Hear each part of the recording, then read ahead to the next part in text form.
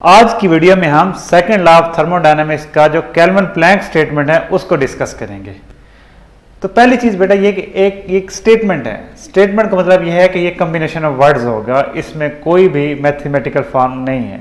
दूसरा, केल्विन और प्लैंक ये दोनों साइंटिस्ट हैं। केल्विन ने बेसिकली ये सेकंड लॉ ऑफ थर्मोडायनामिक्स की ये स्टेटमेंट दी थी और प्लैंक ने बाद में आगे इसको थोड़ा सा रिफाइन किया था। इसमें जो डिवाइस है उसके लिए कंटिन्यूस ऑपरेशन होना, उसका कंटिन्यूसली ऑपरेट करना बहुत ज़रूरी है, ये वर्ड ऐड किए थे। तो इसलिए इन दोनों साइंटिस्ट के नाम पर ये केल्विन प्लैंक स्टेटमेंट चल रहा है सेकंड लॉ ऑफ थर्मोडायनामिक्स का। अब इस स्टेटमेंट को कंप्लीटली आप तरफ समझाने से पहले मैं आपसे एक क्वेश्चन करता हूं, उसके बाद ये स्टेटमेंट आपको अजबर हो जाएगी, आप इसको फुली अंडरस्टैंड कर लेंगे।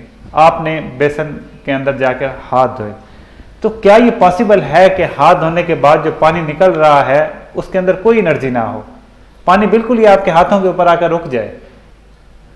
वक्ती तौर पर, आर्जी तौर पर तो ये हो सकता है चंद लम्हों के लिए, लेकिन अगर आपने ये प्रोसेस कंटिन्यूसली करवाना है तो वाटर आपके हाथों से नीचे जाएगा भी सही और उसके अंदर कोई ना कोई एनर्जी होगी भी सही। तो कुछ ना कुछ रिजेक्शन, कुछ ना कुछ लॉस लाजमी होगा।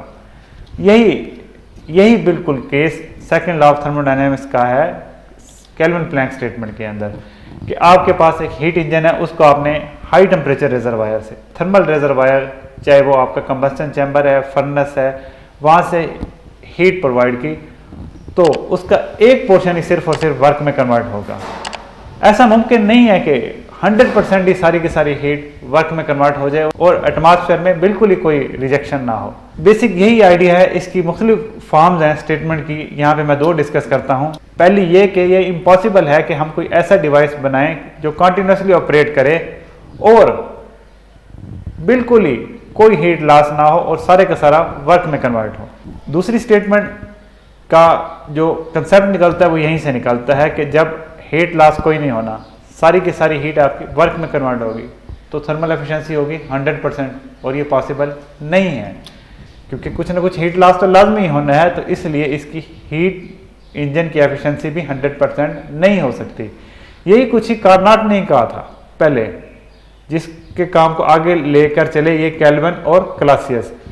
कार्नाट ने कहा था कि heat can not be completely and directly converted to work.